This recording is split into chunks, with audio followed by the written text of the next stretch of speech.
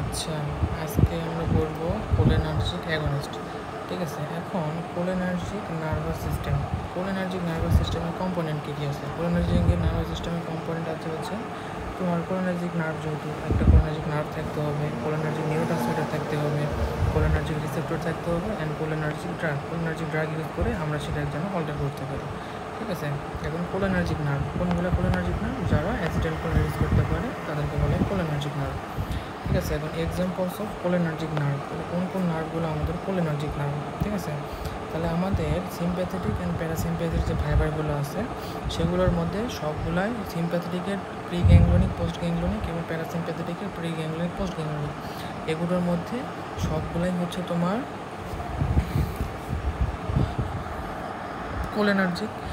Cholinergic nerve. ঠিক আছে, সবগুলো কোলিনার্জিক ফাইবার, শুধু তোমার সিম্প্যাথেটিকে যেটা পোস্ট গ্যাংলিয়নিক, ঠিক আছে, সিম্প্যাথেটিকের পোস্ট গ্যাংলিয়নিক যেটা সেখানকার কিছুটা তোমার অ্যাড্রেনার্জিক, তাছাড়া সবই হচ্ছে কোলিনার্জিক। ঠিক আছে, সিম্প্যাথেটিক সবই হচ্ছে কোলিনার্জিক। এখন সিম্প্যাথেটিকের প্রি গ্যাংলিয়নিকটা কোলিনার্জিক এবং প্যারাসিম্প্যাথেটিকের প্রি গ্যাংলিয়নিক, পোস্ট গ্যাংলিয়নিক সবই কোলিনার্জিক, শুধু সিম্প্যাথেটিকের পোস্ট গ্যাংলিয়নিকটা হচ্ছে অ্যাড্রেনার্জিক। ঠিক আছে, তাহলে এই চারটা আমাদের হয়ে গেল, এগুলো হয়ে গেল। ঠিক আছে, এছাড়া যে নার্ভগুলো আমার অ্যাড্রেনাল মেডুলাকে সাপ্লাই দেয় সেগুলো আমরা কোলিনার্জিক। ঠিক আছে, যে নার্ভগুলো আমাদের স্কেলেটাল মাসলকে সাপ্লাই দেয় সেগুলোর মধ্যে কোলিনার্জিক আছে। ঠিক আছে, এছাড়া আমাদের ব্রেন আর স্পাইনাল কর্ডে কিছু নার্ভ আছে, সেগুলো আমাদের কোলিনার্জিক নার্ভ। আচ্ছা, এখন অ্যাসিটাইল কোলিন গঠন কি? এটা হচ্ছে কোলিন আর অ্যাসিটাইল কোয়ে, এটা মিলে গঠিত হয় এবং এদের মধ্যে একটা অ্যাস্টার বন্ধন থাকে। ঠিক আছে, তাহলে কোলিন আর অ্যাসিটাইল কোয়ে মিলে একটা অ্যাস্টার বন্ডনের মাধ্যমে আমাদের অ্যাসিটাইল কোলিন তৈরি হয়।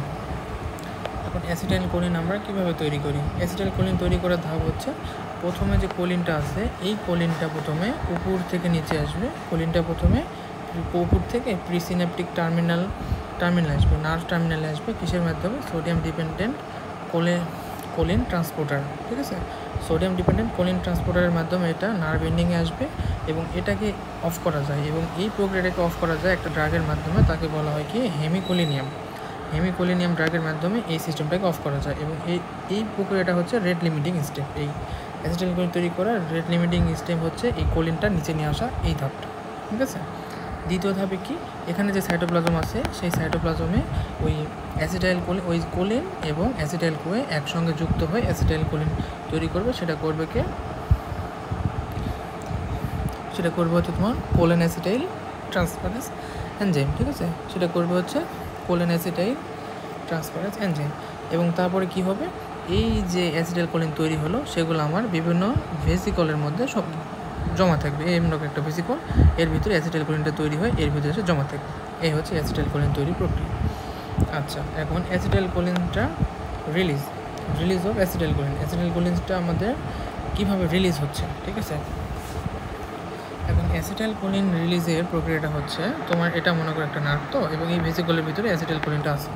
তো কী হবে? উপর থেকে যখন আমার একটা অ্যাকশন পটেনশিয়াল আসবে এখানে, তখন কি হবে? এই ভিতরের দিকে আমাদের ক্যালসিয়ামটা ভিতরের দিকে ঢুকে যাবে, ক্যালসিয়াম টোপাল ভিতরের দিকে ঢুকবে। তখন কি হবে? এই যে ভেসিকলটা আমার একবারে মেমব্রেনের প্রান্তে এসে লাগবে এবং ভেসিকলটা ওপেন হয়ে এখানে অ্যাসিটাইল কোলিনটা রিলিজ হবে। এই হচ্ছে প্রক্রিয়া। ঠিক আছে, an action potential reaches the nerve terminal, তখন কি ক্যালসিয়াম চ্যানেলটা ভিতরে, ক্যালসিয়াম অনেক পরিমাণ ভিতরে ঢুকবে এবং সেটা কী করবে? Increase the intracellular calcium fusion to the vacuole. সেই ভেসিকলগুলো ক্যালসিয়ামের এই ভেসিকলগুলো নিউরনের প্রান্তে এসে যুক্ত হবে। ঠিক আছে, সারফেস মেমব্রেনে এসে যুক্ত হবে, তারপর release of acetylcholine with co-transmitters take place into the junctional cleft by exocytosis, এবং সেখানে এক্সোসাইটোসিস প্রক্রিয়ার মাধ্যমে এখানে বেরিয়ে আসবে।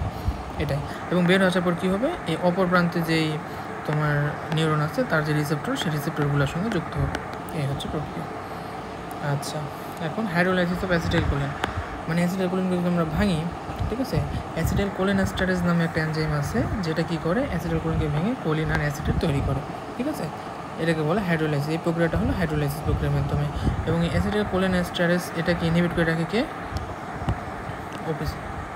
ঠিক আছে, ওপিসি পয়জন যদি হয় তা অর্গানোফসফরাস কম্পাউন্ড, তাহলে এটা এই অ্যাসিটাইল কোলিনেস্টারেজকে ইনহিবিট করে রেখে তোমার অ্যাসিটাইল কোলিনের পরিমাণটা বডিতে বেড়ে দেয়, তখন আমাদের বিভিন্ন ধরনের পার্শ্ব প্রতিক্রিয়া হয়। আচ্ছা, এখন এই কোলিনেস্টারেজ এনজাইম দুই ধরনের আছে, একটা অ্যাসিটাইল কোলিনেস্টারেজ আর আছে সিউডো কোলিনেস্টারেজ। ঠিক ঠিক আছে। অ্যাসিটাইল কোলিনেস্টারেজ সাধারণত কোথায় থাকে? এটা থাকে হচ্ছে তোমার কোলিনার্জিক নার্ভ এন্ডিংয়ে থাকে, আরবিসি থাকে, প্লাসেন্টাতে থাকে। সিউডোকোলিনেস্টারেজ যেটা কোথায় থাকে? এটা আমাদের প্লাজমাতে থাকে, লাঙে থাকে, গাট, মিউকোসা, লিভার এগুলো থাকে। আচ্ছা, এখন থেরাপিউটিক ভ্যালু মানে এটা কেমন? অ্যাসিটাইল কোলিন আমাদের অ্যাবজর্পশন বা এর ডিস্ট্রিবিউশন কেমন বডিতে? ঠিক আছে, এর অ্যাবজর্পশনটা বডিতে ভেরি লেস, বিকজ এটা র্যাপিডলি হাইড্রোলাইজ হয়, ঠিক আছে, বাই কোলিনেস্টারেজ এনজাইম। মানে এটা বডিতে খুবই ক্ষণস্থায়ী এবং ডিফিউজ অ্যাকশন, এবং এর অ্যাকশনটা অনেক ডিফিউজ মানে অনেক বিস্তৃত, কারণ এটা সবগুলা রিসেপ্টরের উপরেই কাজ করে, ঠিক আছে। এটা হচ্ছে তোমার মাস্কিউনিক রিসেপ্টর, তারপর নিকোটিনিক রিসেপ্টর, দুইটা রিসেপ্টরের উপরেই কাজ করে, ঠিক আছে। এই জন্য এর অ্যাকশনটা অনেক ডিফিউজ। এখন ফেট অফ অ্যাসিটাইল কোলিন, অ্যাসিটাইল কোলিনটা ভেঙে কী হয়ে যায়? অ্যাসিটাইল কোলিন তাহলে এখন এই আমাদের নিউরন, এটা একটা সিনাপস, ঠিক আছে। এখন যে অ্যাসিটাইল কোলিনটা তৈরি হলো, মেনলি এর কাজ হবে প্রথম কিছু অ্যাসিটাইল কোলিন রিসেপ্টরের সঙ্গে যুক্ত হয়ে তার কাজ করবে। তারপরে কিছু অ্যাসিটাইল কোলিন কী করবে? ডিফিউজ আউট হয়ে বের হয়ে যাবে, ঠিক আছে। কিছু অ্যাসিটাইল কোলিন কী করবে? এখানে যে তাদের অটো রিসেপ্টর আছে বা হেটারো রিসেপ্টর, তার সঙ্গে যুক্ত হয়ে এখান থেকে ফার্দার রিলিজ হওয়াকে প্রিভেন্ট করবে। এবং কিছু অ্যাসিটাইল কোলিন কী হবে? হাইড্রোলাইজ হবে কোলিনেস্টারেজের মাধ্যমে। আচ্ছা, এই হচ্ছে প্রক্রিয়া। আচ্ছা, এখন হচ্ছে কি কোলিনার্জিক নিউরোট্রান্সমিটার, কী ধরনের কোলিনার্জিক রিসেপ্টর আছে, ঠিক আছে। এখন তোমার মাস্কুলিনিক এবং নিকোটিনিক। এখন কোলিনার্জিক রিসেপ্টর হচ্ছে দুই ধরনের, একটা মাস্কুলিনিক রিসেপ্টর, একটা নিকোটিনিক রিসেপ্টর। মাস্কুলিনিক রিসেপ্টর তিন ধরনের, M1, M2 আর M3। M1 যেটা, সেটা আমাদের সিএনএস, সেন্ট্রাল নার্ভাস সিস্টেমে থাকে, অ্যান্ড গ্যাস্ট্রিক মিউকোসিস থাকে, প্যারাইডাল সেলে। M2 যেটা, সেটা হার্টে থাকে, অন্যান্য স্মুথ মাসেলে। এবং M3 যেটা, সেটা এন্ডোক্রাইন আর এক্সোক্রাইন যে গ্ল্যান্ডগুলো আছে সেগুলো থাকে। নিকোটিনিক রিসেপ্টর যেটা, NM যেটা নিউরোমাস্কুলার জাংশনে থাকে, আর NN রিসেপ্টর যেটা, সেটা তোমার অ্যাড্রেনাল গ্ল্যান্ড অ্যান্ড অটোনমিক গ্যাংলিয়াতে থাকে, ঠিক আছে। এটা একটু মুস্ত করবে গোটাটা। এখন আসো কোলিনার্জিক আমাদের কী কী ধরনের ড্রাগ আছে। কোলিনার্জিক ড্রাগগুলো মূলত দুই ভাগে ভাগ করা হয়েছে। মানে হচ্ছে কি, কোনোটা ডাইরেক্টলি কাজ করে, মানে কোনোটা ডাইরেক্টলি রিলিজ হবে এবং এই রিসেপ্টরের উপর যে বাইন্ড করবে, বাইন্ড করে ডাইরেক্টলি কাজ করবে। আর কোনোটা ইনডাইরেক্টলি কাজ করবে, মানে কি এই অ্যাসিটাইল কোলিনেস্টারেজ কোনো ড্রাগ কী করবে, এখানে এসে অ্যাসিটাইল কোলিনেস্টারেজকে ইনহিবিট করে অ্যাসিটাইল কোলিনের পরিমাণটা বাড়াই দিয়ে তখন কাজ করবে, ঠিক আছে। তাহলে একটা directly acting, indirectly acting. Directly যেটা, সে ডাইরেক্টলি রিসেপ্টরের সঙ্গে যুক্ত হয়ে কাজ করবে। ইনডাইরেক্টলি যেটা, সেটা কি রিসেপ্টরের সঙ্গে যুক্ত হবে না, এটা অ্যাসিটাইল কোলিনেস্টারেজকে ইনহিবিট করে অ্যাসিটাইল কোলিনের পরিমাণটা বাড়ায় কাজ করবে, ঠিক আছে। এই হচ্ছে কথা। তো ডাইরেক্টলি অ্যাক্টিংয়ের মধ্যে কী কী আছে? এমনি গ্রস করবা, অ্যাসিটাইল কোলিন, মেথাকোলিন, তারপরে মাস্কারিন, নিকোটিন, পাইলোকার্পিন, এই 5টা করবে। আর হচ্ছে কি অক্সোটিমোরিন, এই 6টা করবে। আর ইনডাইরেক্টলির মধ্যে কী কী আছে? ইনডাইরেক্টলির মধ্যে রিভার্সিবল আর একটা হচ্ছে ইরিভার্সিবল, মানে যেটাকে ঘুরে আনা যাবে না, ঠিক আছে। রিভার্সিবল প্রক্রিয়ার মাধ্যমে তোমার অ্যাসিটাইল কোলিনেস্টারেজকে ইনহিবিট করে। এর মধ্যে আছে হচ্ছে কি ফাইসোস্টিগমিন, নিওস্টিগমিন, পাইরিডোস্টিগমিন, এগুলো। আর ইরিভার্সিবলের মধ্যে আছে ওপিসির মধ্যে যতগুলো নাম জানো, এতে যতগুলো পড়ছো সবগুলো পড়বে, ঠিক আছে, ওপিসির মধ্যে। এখন আসো therapeutic value acetylcholine less হওয়ার কারণ কি? থেরাপিউটিক ভ্যালুটা লেস হওয়ার কারণ হচ্ছে এটা র্যাপিডলি হাইড্রোলাইজ হয় কোলিনেস্টারেজের মাধ্যমে। এর হচ্ছে অনেক বেশি বিস্তৃত অ্যাকশনস, এটা মোর টক্সিক ইফেক্ট দেখায়, ওকে।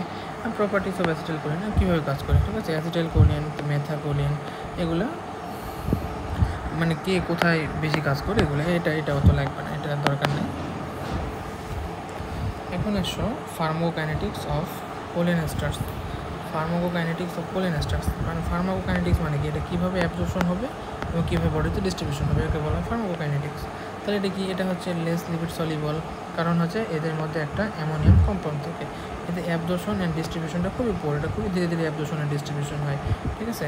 Ester of acetic acid are more susceptible to cholinesterase, ঠিক আছে। মানে সাসপেক্টিবল টু কোলিনেস্টারেজ মানে এটা কোলিনেস্টারেজ দ্বারা, ester of acetic acid ester যেটা, সেটা কোলিনেস্টারেজ দ্বারা অনেক বেশি পরিমাণ ভাঙে বা তাড়াতাড়ি ভাঙে, ঠিক আছে।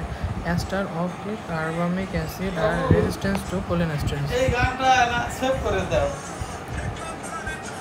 সেভ করে গেলে হইতা। আরে কি এত মার্ভেলাস গান!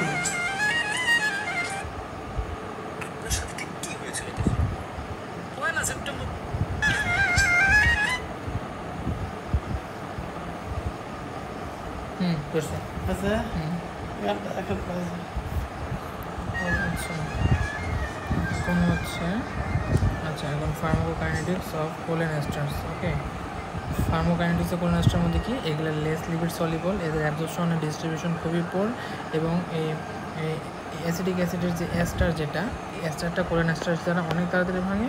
এবং অ্যাস্টার্স অফ কার্বামিক অ্যাসিড যেটা সেটা কোলিনেস্টার রেজিস্ট্যান্স, কোলিনেস্টার সেটাকে ভাঙতে পারে না, ঠিক আছে। আচ্ছা, এখন এদের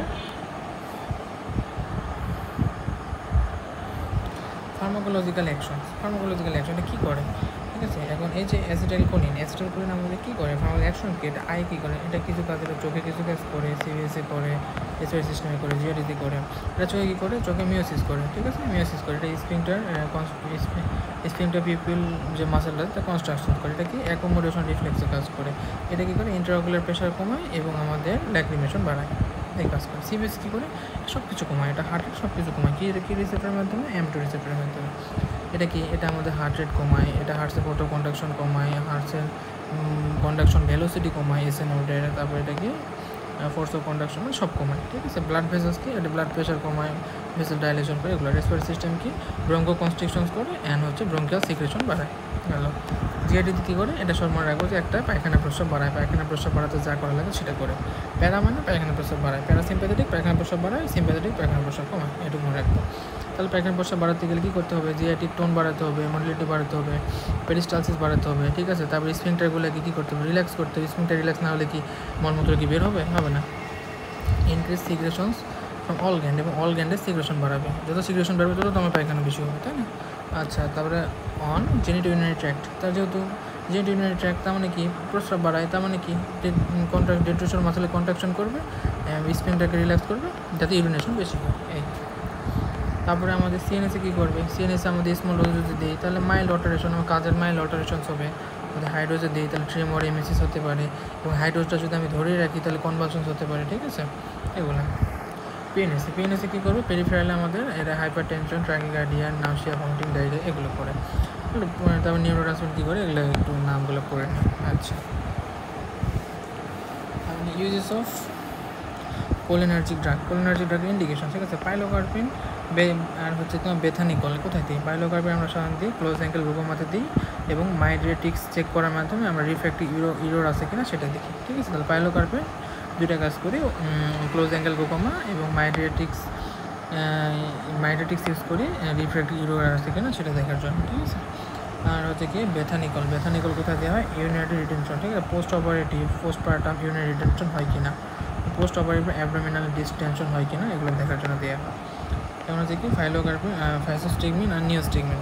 ফাইসোস্টিগমিন কোথায় দেওয়া হয়, ফাইসোস্টিগমিনটা ব্লাড ব্রেন ব্যারিয়ার ক্রস করতে পারে, ঠিক আছে, এবং নিওস্টিগমিনটা ব্লাড ব্রেন ব্যারিয়ার ক্রস করতে পারে না, এটুকু মনে রাখবে। ফাইসোস্টিগমিন কোথায় দেওয়া হয়, এটা আমাদের ওপেন অ্যাঙ্গেল গ্লুকোমাতে দেওয়া হয়। অ্যাট্রোপিনাইজেশন, হ্যাঁ অ্যাট্রোপিন পরিমাণ যদি বেড়ে যায় তাহলে সেখানে ফাইসোস্টিগমিন দিই, আমরা তো এফএমএ পড়ছি, ঠিক আছে। তারপর হচ্ছে কি অ্যালজাইমার্স ডিজিজে দেওয়া হয়। নিওস্টিগমিন কোথায় দেওয়া হয়, জাস্ট ক্লিনিক্যাল ইউজটা এখানে লাগে। নিওস্টিগমিন আমরা কোথায় দিই, মাসেল প্যারালাইসিস হলে দিই, ম্যাসিনিয়া গ্রেভিসে দিই, ইউরিনারি রিটেনশনের সময় দিই, ঠিক আছে। স্নেক বাইট যদি করে তাহলে আমরা নিওস্টিগমিন অ্যাট্রোপিনের সঙ্গে নিওস্টিগমিন দিই, ওকে। এখন আসো ইরিভার্সিবল ওপিসিগুলো কিছু ড্রাগ আমরা কোথায় ইউজ করি, মেনলি ওপিসি আমাদের সুইসাইডাল এবং হোমিসাইডাল পয়জনিংয়ের ক্ষেত্রে ইউজ করা হয়, ঠিক আছে। তারপরে ইথোপায়োফেট গ্লুকোমাতে ইউজ করা হয়, মেলাজিয়ন আমাদের লোশন ইউজ করা হয়, এগুলো। কন্ট্রাইন্ডিকেশন কোথায় আমরা দেবো না, অ্যাসিটাইল কোলিন আমরা কোথায় দিব না, ব্রঙ্কিয়াল অ্যাজমাতে আমরা দিব না, যেহেতু ব্রঙ্কোকনস্ট্রিকশন করে, পেপটিক আলসারে দিব না, ঠিক আছে। ম্যাসিনিয়া, তারপরে হচ্ছে মায়োকার্ডিয়াল ইনফেকশনে দিব না, হাইপারথাইরয়েডিজমে দিব না, ঠিক আছে, এগুলোতে দিব না। জিআইটি অবস্ট্রাকশনগুলো দিব না, এগুলো। আর ওপিসি পয়জনিং সাইন্টিফিক কি, কিছু মাস্কিনিক সাইন্টিফিক আছে, কিছু নিকোটিনিক আছে, কিছু সিএনএস আছে, এগুলো তুমি সবই আমরা এফএমএ পড়ছি, ঠিক আছে, ফরেন্সিকে সবই পড়া আছে। মাস্কিনিকের মধ্যে কী আছে, আমাদের জিআইটিতে যদি ভাগ করি, আমাদের হচ্ছে ইয়েতে যদি ভাগ করি, আমাদের লাঙে যদি ভাগ করতে ব্রঙ্কো কনস্ট্রিকশন করবে, ব্রঙ্কো সিক্রেশন বাড়াবে। জিআইটিতে যদি ভাগ করি, জিআইটিতে কী করবে, নাউসিয়া, ভমিটিং, ডায়রিয়া এগুলো করবে, ঠিক আছে। তারপরে হচ্ছে স্যালাইভেশন, সুইটিং, ল্যাক্রিমেশন এগুলো করবে। তারপরে সিবিএসি যদি ভাগ করি, সিবিএসের মধ্যে কি ব্র্যাডিকার্ডিয়া, মিওসিস, ঠিক আছে, হাইপোটেনশন এগুলো করবে, ওকে, এটা কমাবে। আর নিকোটিনিকটা মাস্কিনিকের উল্টা কাজ করে, নিকোটিনিক যাওয়ার পরে মাস্কিনিকটা উল্টা করে, ঠিক আছে। নিকোটিনিকের মধ্যে কী করবে, এটা আবার ট্রাইকার্ড, এখানে ব্র্যাডিকার্ডিয়া করছে, এখানে ট্রাইকার্ডিয়া করবে, এখানে হাইপোটেনশন করছে, এখানে হাইপোটেনশন করবে, ঠিক আছে, এগুলো করবে। সিএনএসের মধ্যে কিছু আছে। আর হচ্ছে ম্যানেজমেন্ট। এখন আসো ম্যানেজমেন্ট, তুমি মানে কি, আমার যদি ওপিসি পয়জনিং হলে আমরা কীভাবে ম্যানেজ করবো, ঠিক আছে। প্রথমে কন্টামিনেটেড ড্রেসটাকে খুলে নিব, তারপরে স্কিনটা ওয়াশ আউট করবো, গ্যাস্ট্রিক লেভেজ দিব, এয়ার ক্লিন করবো, এগুলো সবই জানা। তারপর হচ্ছে কি অ্যাট্রোপিন সালফেট 2 মিলিগ্রাম দিতে থাকবো 15 থেকে 20 মিনিট, যতক্ষণ না পর্যন্ত অ্যাট্রোপিনাইজেশন হয়েছে, মানে পুরো অ্যাট্রোপিনের ইফেক্টটা যতক্ষণ পর্যন্ত না গিয়েছে ততক্ষণ পর্যন্ত আমরা দিতে থাকবো অ্যাট্রোপিন সালফেট এবং প্রালিডক্সিন দিতে থাকবো, ঠিক আছে।